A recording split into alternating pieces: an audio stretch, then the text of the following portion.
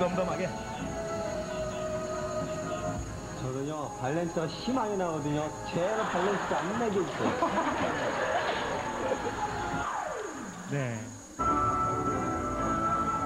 자, 거울을 보고 머리를 쓰다듬은 다음에 네.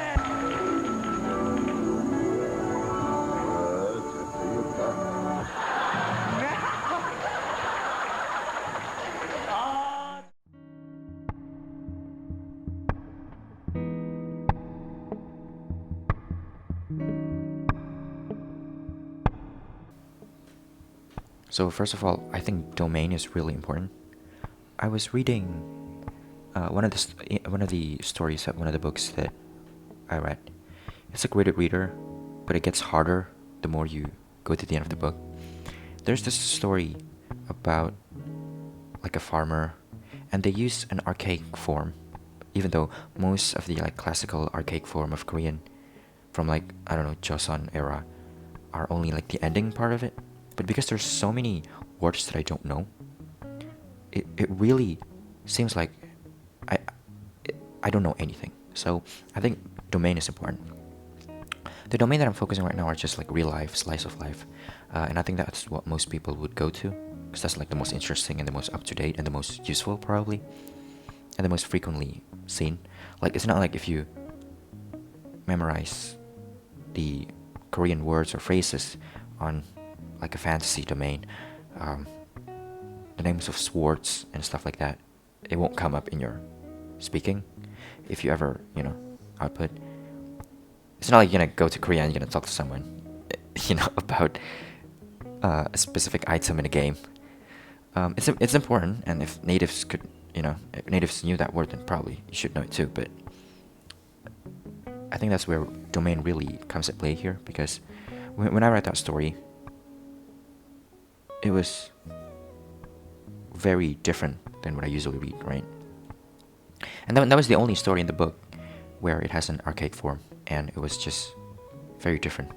So I think I'm gonna stick with like just slice of life from now. Second thing is that I've started using the monolingual definition, and it isn't as hard as I expected it to be. I mean, the monolingual definition from different dictionaries are different. Some dictionaries are probably harder than other, but the one that I'm using, the Korean Dig, the usual one, not Naver, shows the monolingual definition and the English definition. I read the monolingual first, and some of them I could understand. So some of my cards for the past 1 month has been monolingual. I would say about maybe 20-30% of it are monolingual. And I expect that number to keep increasing, because the only thing that stops me from being able to use monolingual definition is vocabulary, which is what I have been experiencing, which is that if I don't understand a sentence, it's mostly because I don't know the vocab, not because of the grammar. Because I've read a lot of grammar. I have done How to Study Korean back in 2019. It took me 2020. It took me like 2 months. It was very dense. And I've read Talk to Me in Korean, the 10-level domain courses that are free. And anytime I saw something, right now it's just like vocab. And I think that's the biggest problem. I think in any language, like you can only learn so much grammar. Learn, the keyword here is learn, because in order to acquire it and to know the ins and outs of the grammar and the nuances of the grammar, you have to have a lot of immersion. So that's stopping me. What's stopping me from understand would be how much I've immersed. And also this probably only applies to things that I read. What I mean by if I don't understand it's because of vocab, is mostly because something that it's on something that I read. If it's something that I watch, that's even a bigger problem, because I might have never heard the word before, or I might have pronounced it wrong in my head when I read it. So I guess when someone said the ratio of your reading and your listening has to be balanced, I think that's true. But at the same time, I don't really care about output. Like, I don't even care, I guess. So I don't see that as much of as a big problem for now. So that's my experience. So I think in the next 1 month, in the next few months, I'm gonna try to get as much vocabulary as I can. Every single day, I make on average about 26 cards on Anki. I input 26 cards. I probably make more, but I left them on my Notepad++ because I don't want to put that much cards every single day. There's one instance where I put like 60 cards a day into Anki, and I only do about 30 cards a day.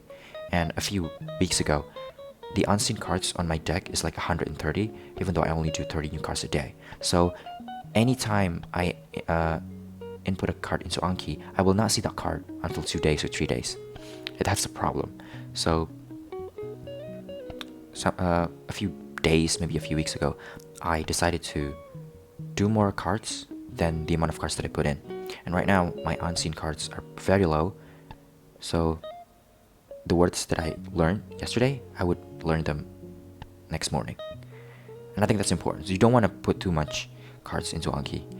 It doesn't matter anyway if you don't...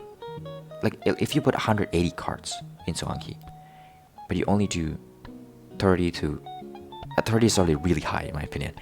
30 cards a day, you're gonna have to catch up, right? Like, there's gonna be a gap that would stay there if you only do... If the amount of cards that you learn every single day is smaller than the amount of cards that you put in. So that's...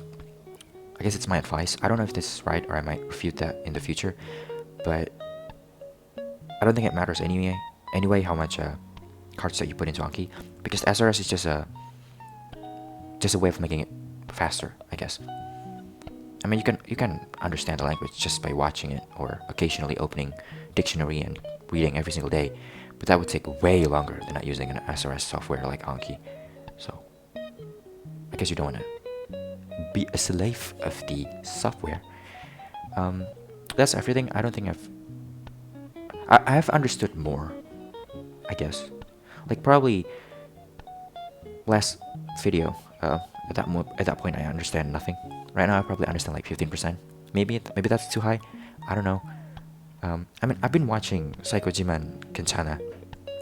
It's okay to not be okay. I don't know if I pronounced that correctly. I probably just butchered my pronunciation. But when I watched the drama, I could understand the plot, but I don't get the details. Okay, I couldn't even remember or like parse the sound so that I know the name of the character. But I knew it because some of the scenes are showing their like business cards that you give to people, or like the name of the identification card. Because the story is about like he's a doctor in a a psychiatric hospital. I don't know if that's the English for it. I don't know. It's like for crazy people. If crazy people go to a hospital, yeah, that's the type of hospital that he works to. And basically, I can understand some of the plot, and I can understand the curse words. I can understand when they talk slowly, because when Koreans are angry, they speak really quickly, and I can understand that. And I think this is common for a lot of people, but I could not understand if it's an old guy who's saying something. Like a very old person, when they talk, it's really different than young people. So I think I might need to immerse more to understand that. Other than that, I don't think I have. Oh, and I got a few words where I listened to it and then I predicted what the actress has said, and I put it into dictionary, and right now I would probably remember it forever. I think that's really the most fun part of immersion. And I also have these moments where I predicted what the person is going to say next, and I'm able to do that in a few occasions, so it's been better, obviously. I'm improving from the last update, but I think it's not enough. But for web drama though, when I watch the web drama, some of the web dramas that I've watched, especially Katuri Restaurant, it was way easier to understand. I think the format of the web drama itself, they're short and they're very the expression in the web drama are very over extreme. Is that the word? It's like they talk in a way that it's very conveying their emotions, so you have more context to understand what they're saying. But that has been my experience. For webtoon, I have been able to read them with ease right now, but I don't think I've gotten most of the words yet.